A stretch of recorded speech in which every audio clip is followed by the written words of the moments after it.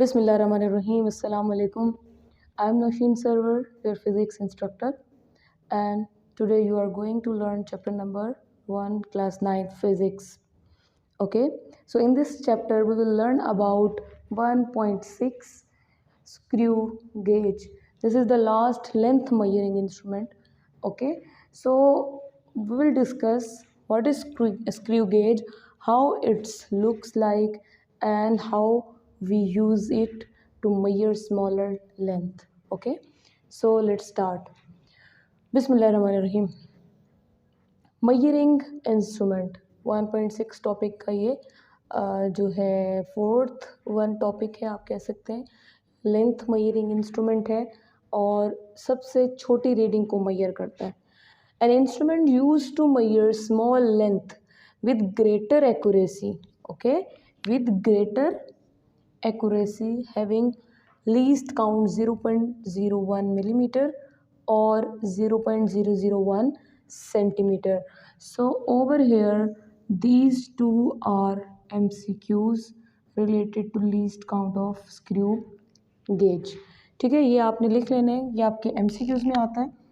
ठीक हो गया, MCQ, और ये भी MCQ में आ सकता है। क्लियर?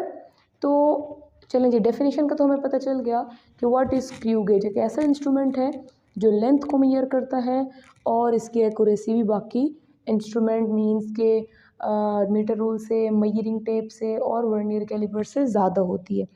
क्लियर? अब इसकी कंस्ट्रक्शन देखते हैं कि ये किस तरह कंस्ट्रक्ट हुआ है, इसमें कौन कौन सी जो एलिमेंट्स हैं, कौन कौन सी जो चीज़ें हैं वो यूज़ हुई हुई हैं। एक्चुअली हमने वर्नियर कैलिपर देखा था तो वो भी मेटल का बना हुआ था, उसके 4 पीसीस थे। अब इसके जो है पीसीस ज़्यादा हैं। इसमें आप देखें एक स्टड होता है, एक स्पिंडल होता है। थोड़ा मैं आपको इस तरह करके बता दूं कि इसका एक पार्ट क्या होता है, स्टड, और ये पार्ट क्या होता है, स्पिंडल। ये एक यू शेप्ड मेटल फ्रेम से मिलके बना होता है। Okay, U shaped metal frame, पहला इसका पार्ट है यू शेप्ड मेटल फ्रेम, फिर इसका पार्ट है स्टड, फिर है स्पिंडल, फिर ये हॉलो सिलेंडर, ये आपको नज़र आ रहा होगा, this is hollow cylinder, stud and spindle. फिर हमारा थर्ड पार्ट है हॉलो सिलेंडर। हॉलो सिलेंडर आप देख सकते हैं, इसको हम हॉलो सिलेंडर कहते हैं। अभी तक हमने 4 पार्ट्स डिस्कस किए हैं।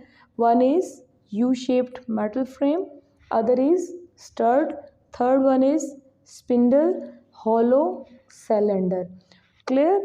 Fifth है main scale and then is circular scale. This inner part is called main scale. Okay, this is main scale, and this outer circular part is called circular scale. This is main scale जो इसके नीचे लाई कर रहा है, और ये जो ऊपर है this is circular scale. So 2 scales are here. और इसके बाद लास्ट है thimble and ratchet. What is thimble? Thimble बच्चों इसके ऊपर एक पार्ट है, आप अपनी बुक में से भी देख सकते हैं, मैं आपको दिखा दूँ, आपकी बुक में भी ये बहुत अच्छे से इन्होंने एक्सप्लेन किया हुआ है कि इस तरह U shaped metal frame, spindle, stud, main scale जो इनर पार्ट है उसमें आपको स्केल भी नज़र आ रहा होगा। देन आपके पास है सर्कुलर स्केल, ये आउटर पार्ट। उसके बाद आपके पास ये वाला जो एरिया है इसको हम थिम्बल कहते हैं, इस एरिया को। क्लियर? और लास्ट में रेचेट होता है। तो इसके मूवेबल पार्ट कौन से हैं? एक तो सर्कुलर स्केल मूव करता है, तो ये इनर स्पिंडल भी मूव करता है सर्कुलर स्केल के साथ। अब सर्कुलर स्केल को आप 2 पार्ट से मूव करवा सकते हैं। One is thimble. ओके, इस थिम्बल को पकड़ के अगर हम यूं गोल गोल घुमाएंगे, फॉर एग्जांपल जैसे कि मेरे पास ये क्या है, कैप मार्कर, तो मैं थिम्बल को अगर लेट्स सपोज ये एक थिम्बल है, तो थिम्बल को मैंने इस तरह रोटेट करना है, तो साथ इसके नेक्स्ट पार्ट जो इससे कनेक्टेड है वो भी रोटेट करेगा। तो हमारा थिम्बल के साथ सर्कुलर स्केल ने रोटेट करना है और सर्कुलर स्केल के साथ स्पिंडल ने भी थिम्बल के साथ सर्कुलर स्केल और सर्कुलर स्केल के साथ स्पिंडल ने भी रोटेट करना है फॉरवर्ड। अगर हम इसको इस तरह एंटी क्लॉकवाइज करेंगे तो वो फॉरवर्ड जाएगा, और अगर क्लॉकवाइज करेंगे तो वो फिर बैकवर्ड आएगा, ठीक है। और साथ हमारे पास रैचेट है, रैचेट से भी पकड़ के हम इसको रोटेट कर सकते हैं। क्लियर। तो स्टूडेंट्स, आपने मोस्टली थिम्बल से रोटेट नहीं करना होता, रैचेट से रोटेट करना होता है जब आपके प्रैक्टिकल में ही आएगा पार्ट। तो रैचेट से रोटेट क्यों करते हैं? बिकॉज अगर थिम्बल से रोटेट करें तो समटाइम ये ख़राब हो जाता है, ये इंस्ट्रूमेंट ये वर्क नहीं करता प्रॉपरली। तो इसको यूज़ करने से पहले हमने लॉक को खोलना है, ओपन करना है। तो लॉक सेंटर में लॉक्ड होता है और साइड पे ओपन होता है, तो यूँ पकड़ के हमने लॉक को ओपन करना है, फिर रैचेट से पकड़ के इसको रोटेट कराना है, ठीक है। देन हमने रीडिंग्स लेनी है। तो होपफुली आपको इसके पार्ट्स का समझ आ गई होगी। अब हम देखते हैं कि मेन स्केल के ऊपर कौन सा पार्ट है, इंडेक्स लाइन, और सर्कुलर स्केल के ऊपर कितनी डिवीजन्स होती हैं, 100 डिवीजन्स होती हैं। याद कीजिए हमारा जो प्रीवियस टॉपिक था स्क्रू वर्नियर कैलिपर, उसमें जो डिवीजन्स थी छोटे वाले स्केल की वो क्या थी, वो 10 थी, ठीक है। अब इसमें डिवीजन्स कितनी है, इसमें है 100। तो डियर स्टूडेंट्स, यहाँ पे एक छोटा सा क्वेश्चन है आप लोगों से कि मेरे पास एक एप्पल है, ठीक है। इस एप्पल को अगर मैं 10 पीसेस में डिवाइड करूं और इसी एप्पल को मैं 100 पीसेस में डिवाइड करूं, तो स्मॉलर पीसेस किसके होंगे, 10 वाले या 100 वाले? जी, 100 वाले होंगे। तो हमने स्क्रू में 10 पीसेस किए हुए थे, 0 to 10 हमारे पास एक छोटे स्केल के ऊपर डिवीजन्स थे, बट इसमें हमारे पास कितनी डिवीजन्स हैं, 100। तो 100 डिवीजन्स मीन्स और छोटे पार्ट्स हो गए। तो फाइनली हम छोटी रीडिंग भी किससे मेजर कर सकेंगे, स्क्रू गेज से, जिस पे 100 डिवीजन्स मौजूद हैं। होपफुली ये पार्ट आपको समझ आ गया होगा। क्लियर। चलिए अब नेक्स्ट बात करते हैं लीस्ट काउंट की। What is least count? Least count, as we know that the smallest reading that can be taken by any instrument. In very simple words, जो सबसे छोटी रीडिंग किसी भी इंस्ट्रूमेंट से लेते हैं वो उसका लीस्ट काउंट कहलाती है। लीस्ट का मतलब छोटा ही होता है ना, काउंट नंबर, कहाँ तक काउंट कर सकते हैं, छोटी रीडिंग जो हम उसकी ले सकते हैं, छोटी तरीन, इससे आगे नहीं जा सकते, इससे छोटी हम फिर रीडिंग नहीं ले सकते, सबसे छोटी रीडिंग, ठीक है। तो the smallest measurement that can be taken by a screw gauge is called the least count of screw gauge. What is the formula? The formula is here, ठीक है, formula. So formula is given, least count is equals to pitch of screw gauge over number of division on circular scale. तो pitch का मतलब क्या होता है, pitch का मतलब होता है जो हमारे मेन स्केल की छोटी रीडिंग है। तो बच्चों याद करें मेन स्केल की छोटी रीडिंग कौन सी थी।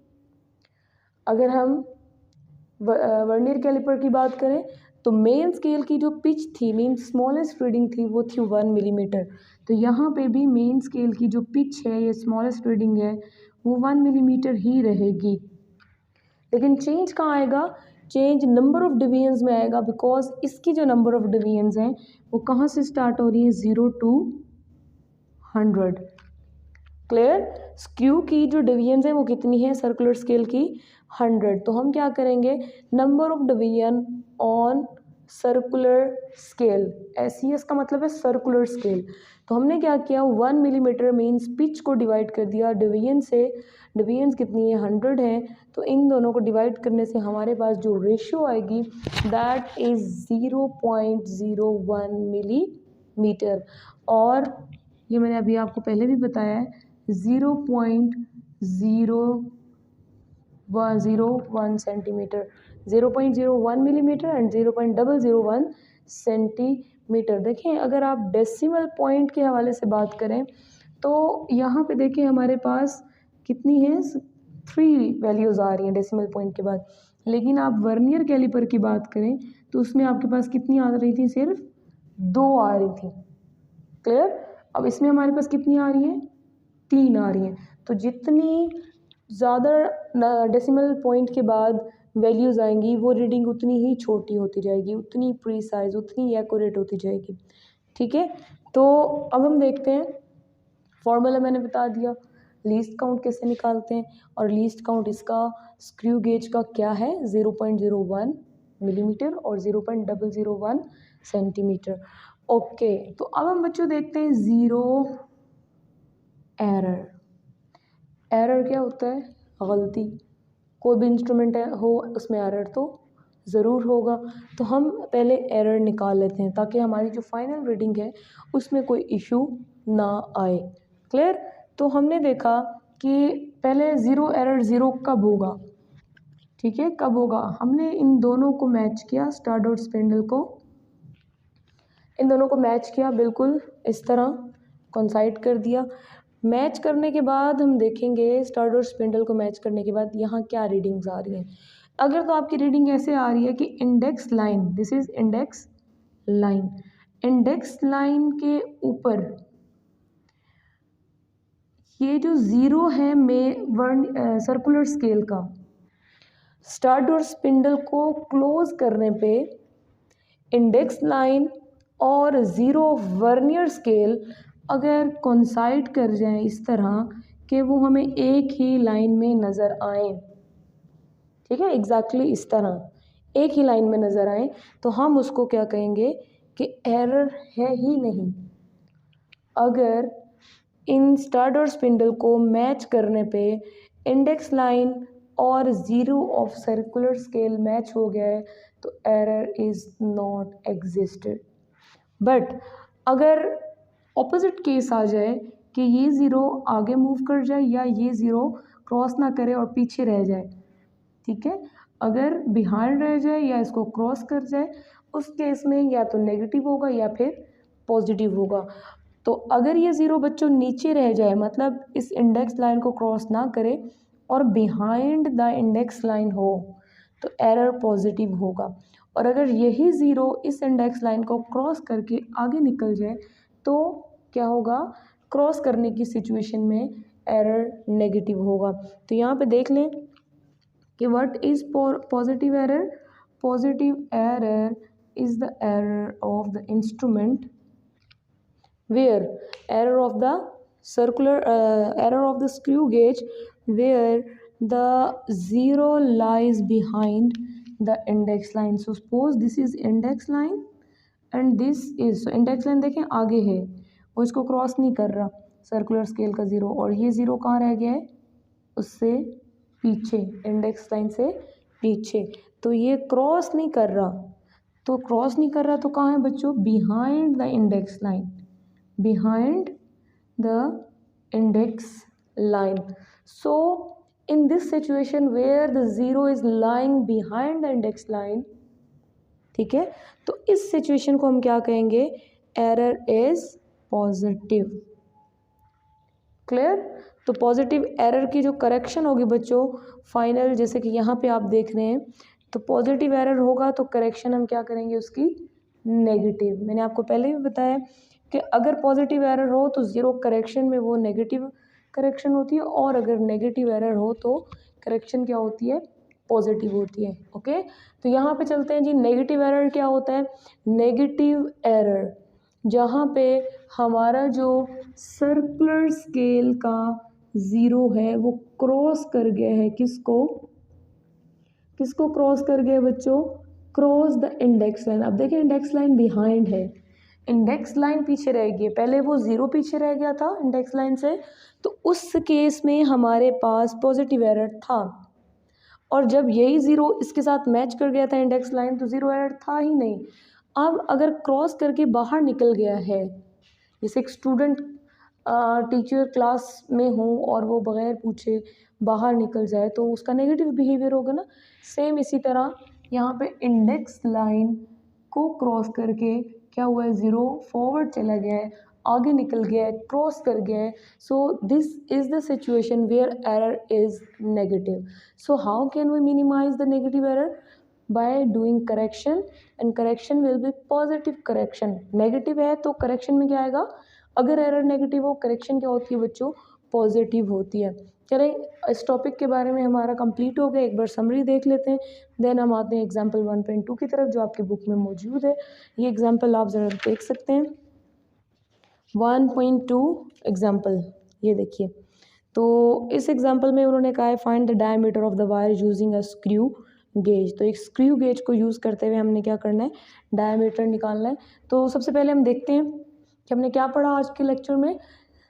हमने पढ़ा स्क्रू गेज क्या होती है, उसकी डेफिनेशन पढ़ी कि ऐसा इंस्ट्रूमेंट होता है जो छोटी तरीन रीडिंग लेने के लिए हमारे डेली लाइफ में काम आता है। फॉर एग्जांपल हम उससे क्या काम ले सकते हैं, वायर का डायमीटर निकाल सकते हैं, वायर की जो है इसी तरह कोई शीट हो, बारीक शीट जिस तरह होती हैं, तो इन शीट्स का भी हम क्या निकाल सकते हैं, इन शीट्स की जो मोटाई होती है या डायमीटर होता है, इसको भी हम स्क्रू गेज से निकाल सकते हैं। ठीक है, इसका लीस्ट काउंट 0.01 मिलीमीटर और 0.001 सेंटीमीटर होता है। कंस्ट्रक्शन हमने देख ली, U shape metal frame, okay, stud, spindle, index line, main scale, circular scale, 100 divisions होती है सर्कुलर स्केल पे, और यहाँ पे फिर हमने देखा था थिम्बल, और एंड में क्या था, रेचेट था, जो कि हमने यहाँ से पढ़ा था। ठीक है, उसके बाद फिर हमने एरर देखा, what is error, error positive sorry, फिर हमने लीस्ट काउंट देखा।